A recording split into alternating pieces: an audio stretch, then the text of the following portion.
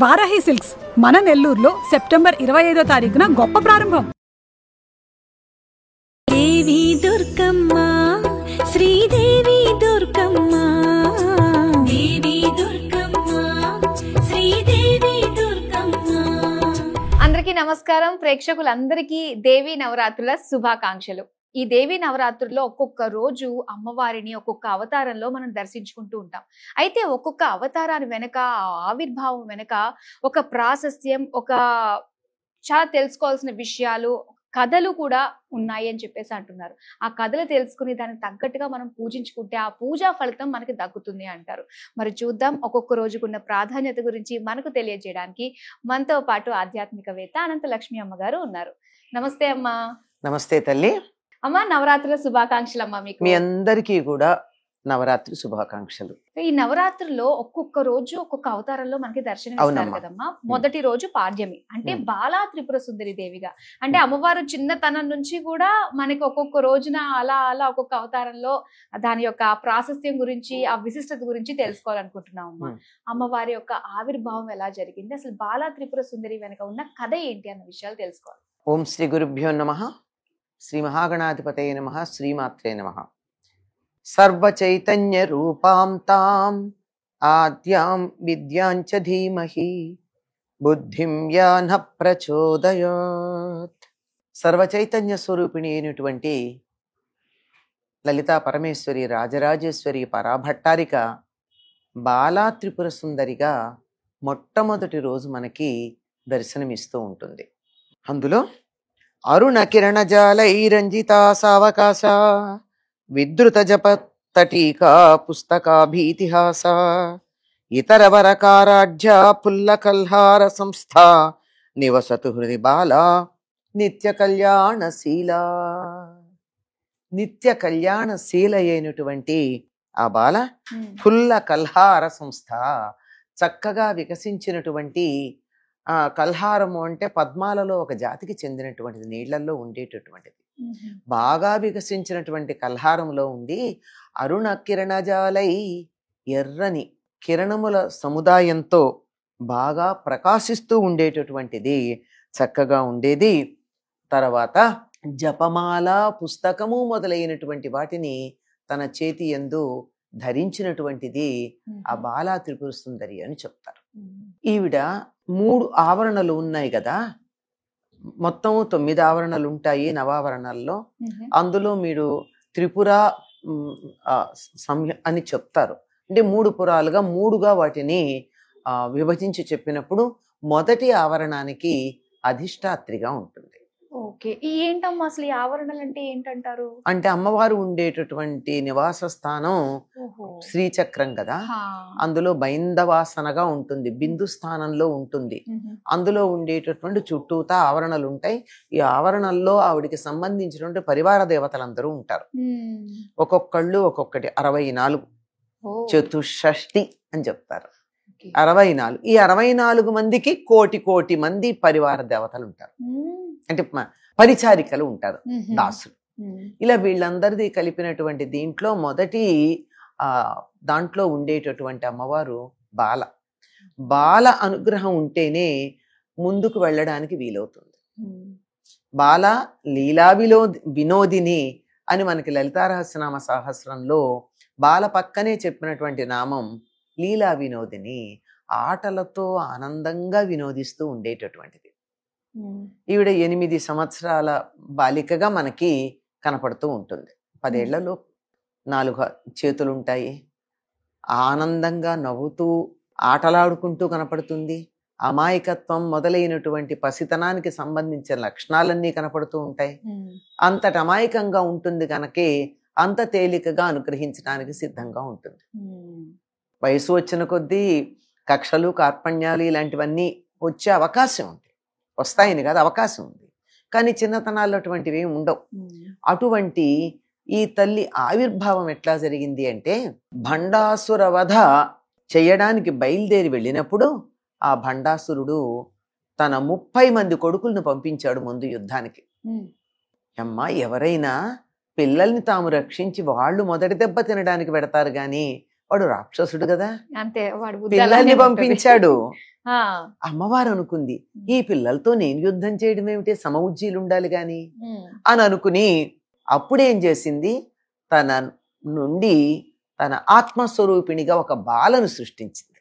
ఓ, వీళ్ళకు ఉన్నదంతా కూడా శక్తి సేనలు, ఉహు, అంటే స్త్రీల సైన్యమే ఉంది అక్కడ. ఉమ్, అందరూ సైన్యంలో అందరూ స్త్రీలే ఉన్నారండి. మీరు గమనించండి, మనం అర్థం చేసుకున్నట్టయితే ఆడవాళ్ళు యుద్ధాలు చేయరని ఎవరు చెప్పారు? సనాతన ధర్మంలో స్త్రీలు యుద్ధం చేశారు. ఉమ్, అసలు స్త్రీల సైన్యమే ఉంది. మన దేశాన్ని ఎప్పుడన్నా అనుకోని పరిస్థితుల్లో రాజుగారు లేని సందర్భాల్లో స్త్రీలు చక్కగా పరిపాలన చేసి యుద్ధాలు చేసిన బోరుడు చరిత్రలో కూడా మనకు కనపడుతూ ఉన్నాయి. ఉమ్, కనుక ఈ దేశంలో స్త్రీలను ఇప్పుడు తక్కువ చూడలా, వద్దులే మేం చేస్తానులే అన్నారు. వీళ్ళు కూడా వాళ్ళకి ఇచ్చినటువంటి సౌలభ్యాన్ని ఉపయోగించుకున్నారే తప్ప ఉమ్, మమ్మల్ని వద్దన్నారు, మాకు చేత కాదనుకున్నారా అని ఎప్పుడు అనుకోలేదు. ఉమ్, అది మనకు ప్రధానం. కనుక మరి అబ్బాయిని పుట్టించలేదు, 30 మంది భండాసురుడు కొడుకుల్ని చంపడానికి ఒక బాలనే సృష్టించింది. అవును.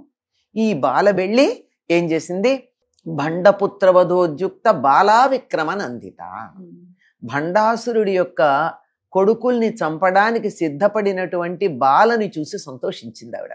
ఉమ్, అంటే అమ్మాయి వెళ్ళిందంటే విజయం తప్ప అపజయం అన్నది, గెలుస్తుందా లేదా అన్న సందేహం అన్నది లేదు. ఉండదు. ఉమ్, కనుక ఆ విధంగా సంతోషించినటువంటిదై ఉంది. కనుక బాల ఆవిర్భావం అలా ఉంది. ఉమ్, ఏదైనా సరే అమ్మవారికి సంబంధించినటువంటి ఉపాసన చెయ్యాలి అని తత్సంబంధమైనటువంటి మంత్రదీక్షలు అవి పొందాలనుకునేటటువంటి వారికి ప్రాథమికంగా ఉండవలసింది బాలా మంత్రం. పూర్వకాలం తెలుగు రాష్ట్రాల్లో చాలా మంది ఇళ్లల్లో అందరికీ బాలా మంత్రం ఉండేది, ఓ, బాల ఉపాసన ఉండేది. మీరు గమనించండి, ఎంతమంది పేర్లలో బాల అన్న పదం మనకు కనపడుతుంది. అవునమ్మా. ఆఖరికి మగవాళ్ల పేర్లలో కూడా బాల పరమేశ్వరరావు, బాలచందర్, బాలచంద్రుడు, తర్వాత కనీసం చంద్రుడు అంటే చిన్నవాడు అన్న అర్థంలో చెప్పుకున్నా. పైగా ఇవన్నీ శివుడి పేర్లతోనే మనకి ఎక్కువగా కాంబినేషన్ కనపడుతూ ఉంటాయి. బాల కామేశ్వరరావు, బాల పరమేశ్వరరావు, ఇలాంటి పేర్లన్నీ ఎందుకు అంటే వాళ్ళకి బాల ఉపాసన ఉంది, అమ్మాయి పుట్టలేదు అబ్బాయి పుట్టాడు, అందువల్ల ఓహో, బాలని ఆ పేరులోనే కలుపుకున్నారు. చేర్చుకుంటూ ఉంటారు. ఓ. బాలనామం మనకి తరచుగా ఉండడానికి కారణం ఏమిటంటే తెలుగు ప్రజలందరికీ, అంటే ఉభయ రాష్ట్రాల్లో ఉన్న తెలుగు వాళ్ళకి ఉమ్, బాలా ఉపాసన చాలా కాలంగా ఉంది. ఉమ్, ఇది చాలా సులభమైంది, తేలిగ్గా ఉండేది. ఉమ్, చిన్నమ్మాయి కదా, చాలా త్వరగా అనుగ్రహించడానికి సిద్ధంగా ఉంటుంది. ఎటువంటి కార్పణ్యాలు, కోపాలు అలాంటివి ఏమీ ఉండవు. ఉమ్, ఇవాళ ఒక్క క్షణంలో కోపం వచ్చినా మరుక్షణం మర్చిపోయేటటువంటి మనస్తత్వం ఉంటుంది. అవును. అటువంటి బాలా రూపంలో విజయవాడలో కనకదుర్గాదేవికి మొదటి రోజు అవతారాన్ని ధరింపచేస్తారమ్మా. ఉమ్. చాలా అనుగ్రహించేటటువంటి తల్లి. అయితే అమ్మ, ఈ నవరాత్రుల్లో కూడా ఇంకొక విశిష్టతగా చెప్పేది ఏంటంటే రంగులు. ఉమ్. రంగులకు కూడా ప్రాధాన్యతనిస్తారు. ఏం లేవమ్మా. అదేం అమ్మా లేదంటారా? లలితా సహస్రనామంలో చూసినట్లయితే ఆవిడికి సర్వవర్ణోపశోభిత ఆ, అని, అన్ని వర్ణాలతోనూ చక్కగా ప్రకాశించేది అని, ఓకే. అలాగే సర్వ ఉదన ప్రీత చిత్త, అన్ని రకాల ఆహారాల పట్ల ఇష్టం కలిగినటువంటిది అని.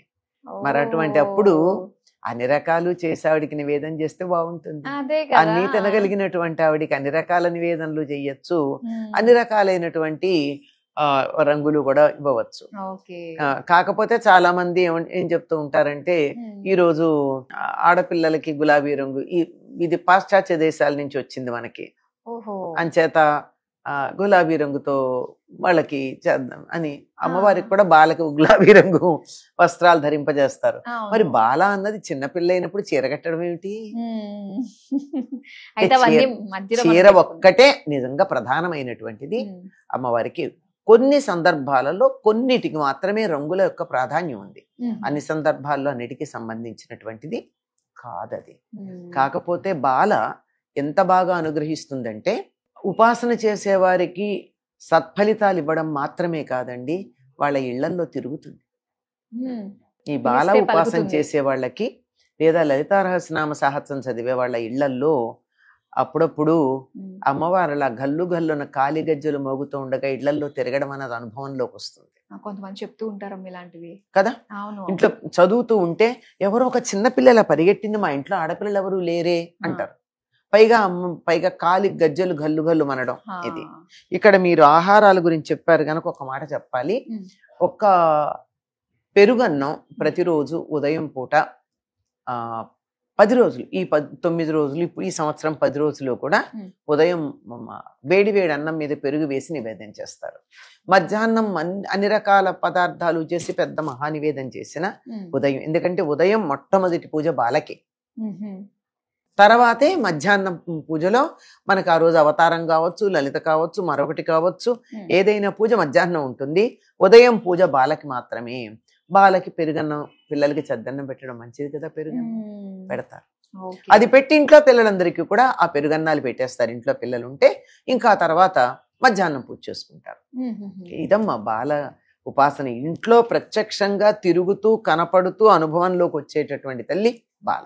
అంటే ఏదైనా మంత్రం ఉందా అమ్మా ఈ రోజు మనము అది జపించుకోవడానికి?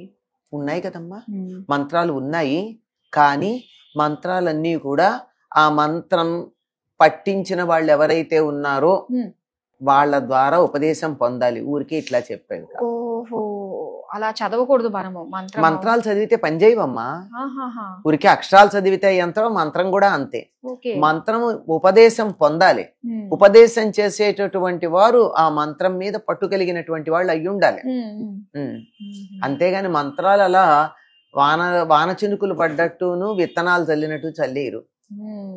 సో చూసుకోవాలి, ఉపదేశం తీసుకున్న తర్వాతనే ఆ మంత్రం అన్నది ఆ ఉపదేశం ఇచ్చేటటువంటి వాళ్ళు కూడా దాని మీద ఆ మంత్రాన్ని సొంతం చేసుకున్న వాళ్ళు అయ్యి ఉండాలి. అక్షరలక్షలు చేసి అందులో దశాంశం హోమం చేసి దశాంశం తర్పణాలు ఇచ్చి అప్పుడు ఆ మంత్రం వాళ్ళకి మంట పడుతుంది. ఆ మంత్రం ఇప్పుడు చేస్తారు. అయితే స్తుతులు అవి ఉన్నాయి అనుకో, స్తుతులు చేసుకోవచ్చు గాని మామూలుగా శ్లోకాలు అవి చదువుకోవచ్చు. బీజాక్షరాలతో కూడిన మంత్రం మాత్రం తప్పనిసరిగా ఉపదేశం పొందాలి. ఓకేనమ్మా. బాలా త్రిపుర సుందరి ఆవిర్భావం వెనక ఉన్న కథని మా అందరికి వివరించినందుకు ధన్యవాదాలమ్మా. నమస్తే అమ్మ.